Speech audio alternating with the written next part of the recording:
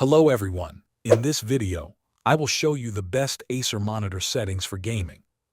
First, open your monitor's OSD menu using the buttons or joystick on the monitor.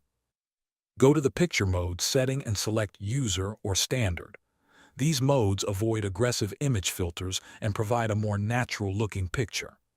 Next, adjust brightness and contrast. Set brightness between 70 and 80% for normal rooms.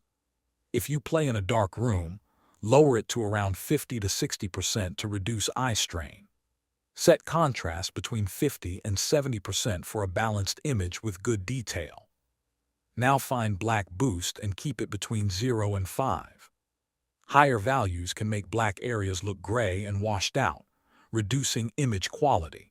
For gaming performance, locate the overdrive or response time setting. Set it to normal or fast. These options improve motion clarity without causing visual issues.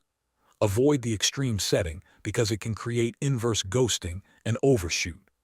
After that, make sure your monitor is running at the highest refresh rate it supports. Change it from the same OSD menu or open your computer's display settings and select the maximum available refresh rate for smoother gameplay. Next, go to the color settings. Set color temperature to user with red, green, and blue all at 50, or simply choose warm.